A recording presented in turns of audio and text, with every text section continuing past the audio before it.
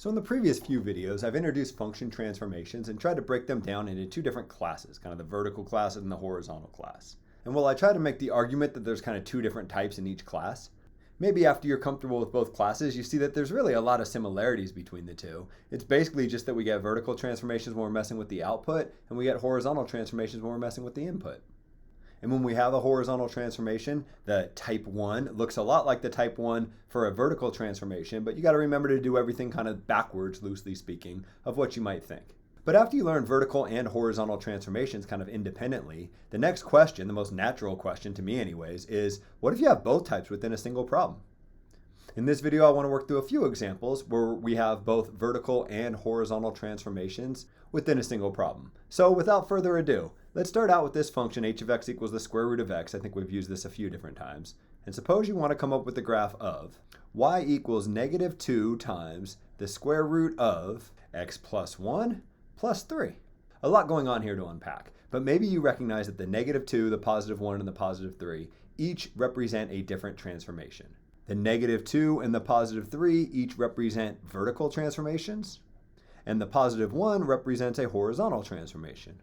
And that's because the 1 is being added directly to the x, whereas the negative 2 and the positive 3 are being multiplied and added respectively to the square root of something, x plus 1 in this case. In the video about vertical transformations, I made the big point that the order that you apply those transformations is really important. You have to make sure that you apply this transformation where we multiply the y's by a negative 2 before you apply this transformation where we add 3 to all the different y's. And you're like, yeah, I got that, but what about the horizontal transformation? Do I do that before the vertical transformations or in between the two or at the end of the whole thing? The answer is it doesn't matter. It's important that you do this vertical transformation before this vertical transformation, but whether you do the horizontal transformations before the vertical or the vertical before the horizontal or some combination makes no difference at all. We only have one horizontal transformation. We want to subtract 1 from all the x values, and it doesn't matter at all when we do it. And that kind of makes sense if you think about it. If the vertical transformations are just moving the graph up and down, loosely speaking, and the horizontal transformations are moving them left and right, it really doesn't matter if I move up and then right or right and then up. I'm going to end up at the same spot. So let's do it. As I typically do, I'll pick some integer coordinate points to transform. And then maybe since I only have one of them, I'll get the horizontal transformation out of the way first and then do my vertical transformations. So I want to subtract 1 from all the different x values. So I want to look at this point and see its x coordinate of 0, not its y coordinate of 0, and subtract 1 from that and recognize that it'll end up over here. And this point that has an x coordinate of 1 is going to end up with an x coordinate of 0. This point has an x coordinate of 4. 4 minus 1 is 3. This point has an x coordinate of 9. 9 minus 1 is 8. If you want, you can kind of connect these dots, maybe with a dotted line or something like that, to show an intermediate step in your work. But this won't be my final answer, so really you don't even need to do that if you don't want. I still have to apply these vertical transformations. Because I have multiple vertical transformations, the order that I apply them is really important. I have to make sure I do the multiplication before the addition. So I want to take this point that has a y coordinate of 0 and first multiply it by negative 2. 0 times negative 2 is just 0. And then add 3 to that product. 0 plus 3 moves it up here to 3. What about this point that has a y coordinate of 1? Well, if I multiply it by negative 2, then it would have a y coordinate of negative 2. And if I add 3 to negative 2, I would end up, well, right back here at 1. This point starts out at 2. 2 times negative 2 is negative 4. Negative 4 plus 3 is negative 1. So it's going to end up down here. And this point, which has a y coordinate of 3, gets multiplied by negative 2 to go down to negative 6. And then when I add 3 to it, it ends up at negative 3. I got my 4 dots, which I can connect with something that has roughly the same shape as the graph that I started out with in red. I have my final answer. Let's do one more. At the start of this video, I claimed that y equals 5x minus 3 squared divided by 2 plus 11 was just a transformation of the graph y equals x squared. Here it is. If you were trying to come up with this graph, it might help to, instead of writing this as divided by 2, write it as 1/2 times. And then it's a little bit easier to see that we have these 2 vertical transformations and these 2 horizontal transformations. And as long as we did the multiplication vertical one before the addition vertical one and the addition horizontal one before the division horizontal one, it wouldn't matter if we did the vertical first or the horizontal first. And while I could graph this for you, I'm not going to because it's not going to fit on the graph that I gave you. So instead, I'll pick something that looks a lot like this, just with different numbers. Instead of 5x minus 3 in the parentheses, I'll do 2x minus 3. Instead of it adding 11 at the end, I'll subtract 1. I again have two different vertical transformations, one that corresponds with the 1/2, one that corresponds with the -1.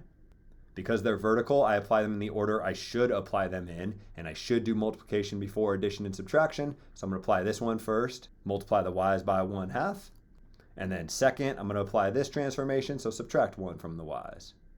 On the horizontal side of things, I also have two transformations. One that corresponds with this 2 right here, and one that corresponds with this -3 right here. You'd think that you should do the multiplication before the addition and subtraction, but horizontal, everything's backwards of what you'd think, so we actually apply this transformation first. The transformation that corresponds with this -3, you might think you should subtract 3 from all the x coordinates, but you don't. Again, horizontal is the opposite of what you'd think. Let's add 3 to the x's. Similarly, when you're trying to figure out the transformation that corresponds with this 2, you might think you should multiply all the x's by 2, but instead we're going to divide the x's by 2. I have 4 different transformations, 2 verticals, 2 horizontals. The order that I apply the 2 verticals is important. The order that I apply the 2 horizontals is important. But whether I do the vertical first and then the horizontal, or the horizontal first and then the vertical, makes no difference at all.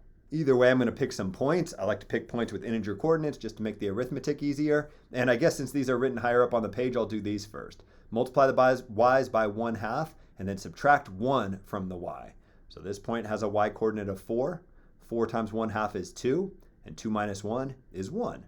So this point's going to end up right here. This point has a y coordinate of 1. 1 times 1/2 is 1/2, and 1/2 minus 1 is -1/2. Y coordinate of 0. 0 times 1/2 is 0. 0 minus 1 is -1. And for the same reason that this point that started out with the y coordinate of 1 ended up down here with the y coordinate of -1/2, this point that starts out with the y coordinate of 1 ends up with the y coordinate of -1/2.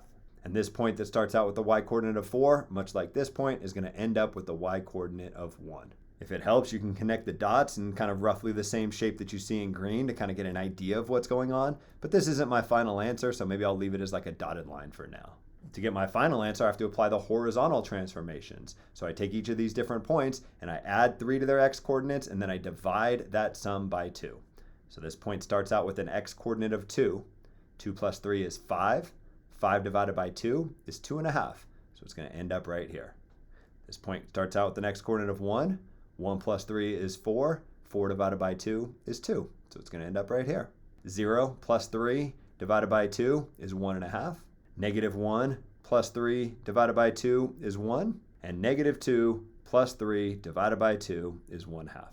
I can connect these 5 purple dots in roughly the same shape that I see in green, and I'll have my final answer. This is as hard as I can make a function transformation problem, and frankly it's so hard that it doesn't even make a great test question. By having 4 different transformations going on, if something goes wrong, it's really hard for me, the teacher, to figure out how close you were and how much of this stuff you understood. So for that reason, rarely do I put 4 transformations all within a single problem. Even 3 is typically overkill. If you can do 2 transformations at a time, you're probably good, and those will tend to make better test questions anyways.